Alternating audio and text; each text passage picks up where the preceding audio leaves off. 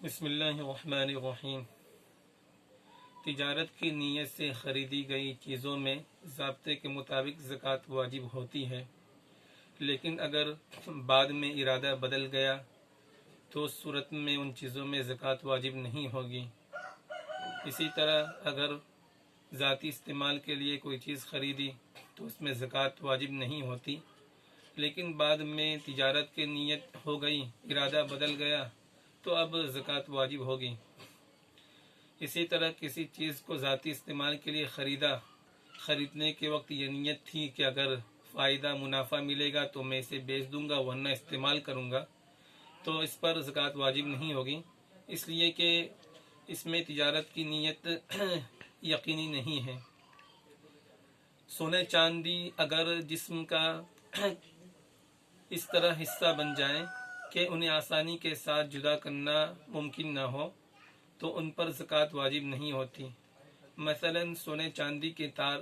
جو دانتوں میں باندھے جاتے ہیں یا سونے چاندی کو پیس کر دانتوں کے خول میں بھر دیا جاتا ہے، ان پر زکوٰۃ واجب نہیں ہوگی، چونکہ اب یہ جسم کے حصے کے حکم میں ہو چکے ہیں۔ اگر کپڑے وغیرہ پر سونے چاندی کے تار یا گل بوٹے وغیرہ پھول نقش و نگار بنے ہوئے ہیں تو ان کی مالیت پر زکوٰۃ واجب ہوگی۔ جو مال گھر وغیرہ بنانے کے لیے جمع کر کے رکھے ہوئے ہیں، اگر سال گزر جائے اور وہ نصاب کے بقدر ہو تو ان پر زکوٰۃ واجب ہوگی۔ اسی طرح اگر کسی صاحب نصاب نے حج کے لیے مال جمع کر رکھا تھا، سال گزر گیا، زکوٰۃ کا وقت آ گیا تو اس صورت میں اس پر زکوٰۃ نکالنا واجب ہوگا۔ اور اگر زکوٰۃ کا مال حج کمیٹی میں جمع کر دیا ہے تو اس صورت میں حج کے تمام اخراجات کو نکالنے کے بعد جو مال جو رقومات سعودی ریال کی شکل میں اسے واپس ملنے والے ہیں ان کی زکوٰۃ واجب ہوگی۔ اسی طرح جو دکان یا مکان،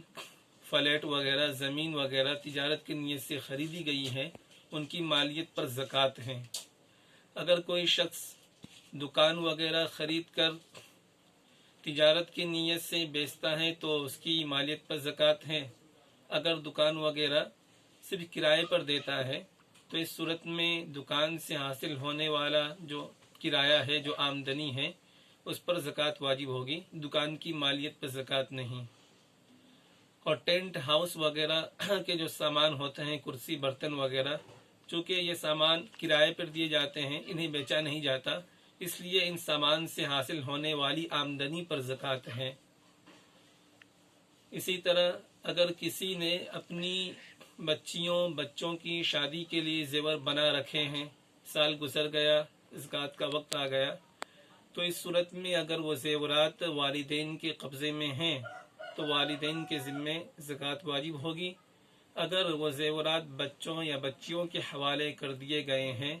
اور وہ بچے بچیاں نابالغ ہیں تو جب تک وہ نابالغ ہیں ان پر زکوٰۃ واجب نہیں، لیکن بالغ ہو جانے کے بعد حسب ضابطہ زکوٰۃ واجب ہوگی۔ اسی طرح گیس سلنڈر کے ڈیلر وغیرہ جو گیس سپلائی کرتے ہیں، گیس بیچتے ہیں، دو صورتیں، اگر یہ صرف گیس بیچتے ہوں تو گیس کی قیمت پر زکوٰۃ واجب ہوگی، اگر یہ گیس کے ساتھ سلنڈر بھی بیچتے ہوں تو گیس اور سلنڈر دونوں کی قیمت پر زکوٰۃ واجب ہوگی۔ بہت سے حضرات کمپنی کے شیئرز خریدتے ہیں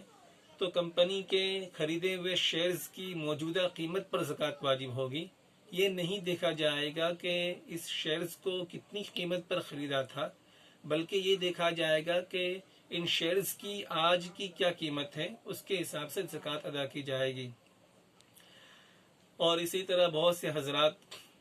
کاروبار، دکان گاری وغیرہ کا انشورنس میں مال جمع کرتے ہیں، تو چونکہ اس مال کا ملنا یقینی و حتمی نہیں ہوتا، اس لیے ان پر زکوٰۃ واجب نہیں ہوگی۔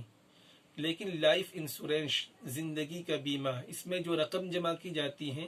اس کا ملنا یقینی ہوتا ہے، اس لیے اصل رقم ملنے کے جو اصل رقم ہے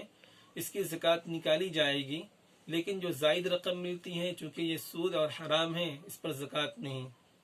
اسی طرح فکس ڈپازٹ बहुत से लोग कंपनी में कारोबार में ये जो फिक्स डिपॉजिट करवाते हैं बैंक वगैरह के अंदर, जो माल जमा करते हैं, चंद सालों के बाद ये माल वापस मिलता है, तो असल जो माल है उस पर ज़कात वाजिब होगी, लेकिन जो ज़ायद माल मिल रहा है ये सूद हराम है, इस पर ज़कात वाजिब नहीं होगी।